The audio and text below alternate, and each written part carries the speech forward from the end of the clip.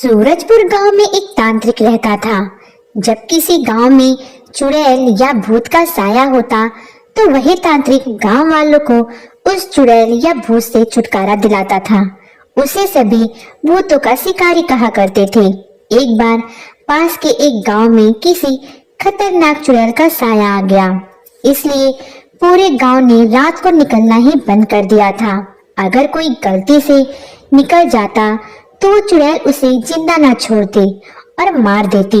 धीरे धीरे गांव वालों की परेशानियां और बढ़ती जा रही थी। जब पानी उनके सर से ऊपर निकल गया तब सभी गांव वाले प्रधान जी के पास गए और उनसे कहा कि प्रधान जी, इस चुड़ैल से छुटकारा पाने के लिए कुछ करिए। हम कब तक यूं ही अपने घरों में छुपे रहेंगे और हमारा कोई अपना कब तक यूं ही शहीद होता रहेगा। तब प्रधान जी ने कहा, क्या करे भाई, पूजा पाठ हवन सब कुछ मैंने करा दिया, पर ये चुड़ैल शांत होने का नाम ही नहीं ले रही। तभी किसी ने प्रधान जी को उस तांत्रिक के बारे में बताया कि पास के गांव में एक तांत्रिक रहता है जो बहुत ताकतवर है। वो किसी भी प्रकार के भूत पिशाच चुड़ैल को अपने वश में कर लेता है। लोग उसे भूतों का शिकारी कहकर बुलाते हैं। फिर प्रधान जी ने कहा, आप सभी अपने अपने घर जाइए क्योंकि सूरज ढलने वाला है। मैं कल सुबह होते ही सूरजपुर गांव जाऊंगा और उस तांत्रिक से मिलूंगा। फिर सभी अपने अपने घर की ओर चले जाते हैं। सुबह होते ही प्रधान जी सूरजपुर गांव के लिए निकल जाते हैं और कुछ देर चलने के बाद वे सूरजपुर गांव पहुंच जाते हैं। वहां पहुंचकर वे एक दुकानदार से भूतों के शिकारी का पता पूछते हैं। तब वे दुकानदार प्रधान जी को बताता है कि वे कब्रिस्तान में बनी एक टूटी फूटी सी कुटिया में रहता है। कब्रिस्तान का नाम सुनकर प्रधान जी घबरा जाते हैं और टूटे फूटे शब्दों से कहते हैं, कब्रिस्तान। उनके इन शब्द में उनका डर साफ साफ छलक रहा था और वे डरते डरते दुकानदार से बोलते हैं, क्यों भाई, क्यों मजाक कर रहे हो?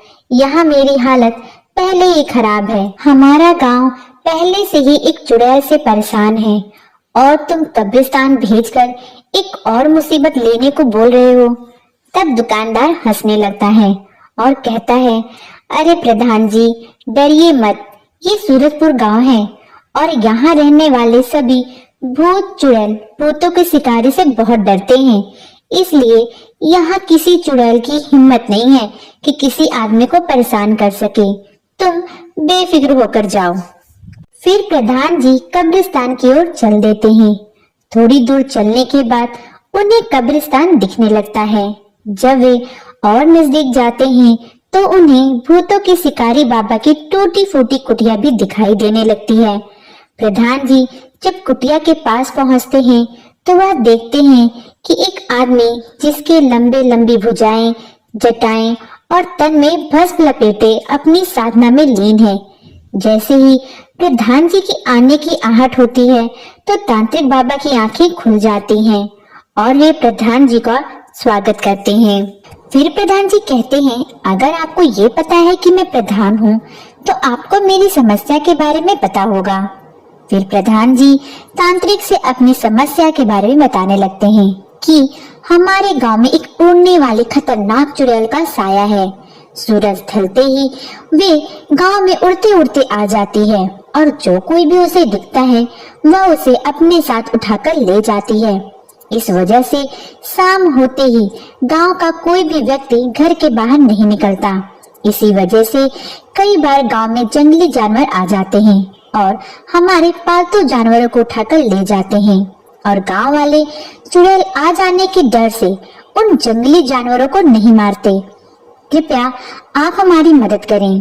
प्रधान जी की समस्या सुनकर तांत्रिक बाबा उनकी इस समस्या से छुटकारा दिलाने के लिए उनके साथ चल देते हैं और कुछ देर बाद प्रधान जी तांत्रिक बाबा के साथ अपने गांव पहुंच जाते हैं।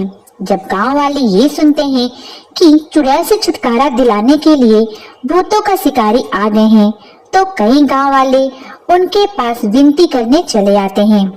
सबके डरे हुए चेहरे को देखकर तांत्रिक बाबा कहते हैं, अब आप सब घबराइए मत, मैं उस दुष्ट चुड़ैल को जरूर खत्म कर दूंगा। तब तांत्रिक बाबा कहते हैं, आज सूरज ढलते ही सभी गांव वाले अपने अपने घरों में चले जाएंगे, कोई बाहर नहीं निकलेगा, सिर्फ मैं अकेला घूमूंगा, जिससे वह चुड़ैल मुझे उठाकर ले जाए और मैं उसका ठिकाना जान सकूं। फिर मैं उसे खत्म कर दूंगा। फिर वे सभी अपने अपने घरों में को चले जाते हैं और तांत्रिक बाबा वहीं एक पत्थर में बैठ जाते हैं। थोड़ी देर में वह चुड़ैल वहां उड़ते हुए आ जाती है। वह तांत्रिक को देखकर खुश हो जाती है और कहती है, अरे वाह, एक और शिकार। लगता है इस गांव में नया है, इसको मेरे बारे में नहीं पता चला। चलो अच्छा है, मुझे आज ज्यादा देर तक शिकार के लिए नहीं भटकना पड़ा। फिर वह चुड़ैल तांत्रिक बाबा को उठाकर अपने साथ ले जाती है। थोड़ी देर में चुड़ैल तांत्रिक बाबा को अपने ठिकाने में लेकर पहुंच जाती है, जो जंगल के बीचों बीच में होता है। वहां बहुत सारी इंसानों और जानवरों की हड्डियां पड़ी हुई थीं। फिर चुड़ैल तांत्रिक बाबा से पूछती है कि अरे, तुम्हारे चेहरे पे तो बिल्कुल भी डर नहीं दिख रहा। क्यों, तुझे मुझे देखकर डर नहीं लग रहा? लोग तो मुझे देखकर भागने और चिल्लाने लगते हैं, तू तो एक बार भी नहीं चिल्लाया। तुझे खाने में बड़ा ही मजा आएगा। लेकिन इतने में तांत्रिक बाबा बोल पड़ते हैं, ठीक है, मुझे खा लेना, पर पहले ये तो बताओ, तुम सूरज ढलने पर ही क्यों निकलती हो, दिन में क्यों नहीं निकलती? दिन में पूरा गांव घरों के बाहर घूमता रहता है, तुम चाहे जितने लोगों का शिकार कर लो। तब चुड़ैल तांत्रिक बाबा को बताती है कि मैं एक श्रापित चुड़ैल हूँ, अगर मैं दिन के उजाले में बाहर गई तो जल के राख हो जाऊंगी, इसलिए रात होने पर ही शिकार करने के लिए निकलती हूँ। फिर चुड़ैल गुस्से में आ जाती है और कहती है, चल बहुत हो गई पूछताछ, अब मैं तुझे खाऊंगी। तांत्रिक बाबा समझ जाते हैं कि चुड़ैल की कमजोर नस क्या है। तब तांत्रिक बाबा बोलते हैं, अरे मूर्ख चुड़ैल, तुझे पता नहीं मैं कौन हूँ? मैं हूँ भूतों का शिकारी, रुक, मैं अभी तुझे सबक सिखाता हूँ। फिर तांत्रिक बाबा कुछ मंत्र पढ़ने लगते हैं और तांत्रिक बाबा के मंत्र पढ़ते ही एक तेज रोशनी उस चुड़ैल के ऊपर पड़ने लगती है और वे चुड़ैल जलने लगती है। पर भूतों का शिकारी अपने मंत्र को जारी रखता है और तब तक पढ़ता रहता है जब तक वे चुड़ैल जलकर भस्म नहीं हो जाती। उसके बाद तांत्रिक बाबा गांव वापस आ जाते हैं। सभी गांव वाले तांत्रिक बाबा को धन्यवाद कहते हैं।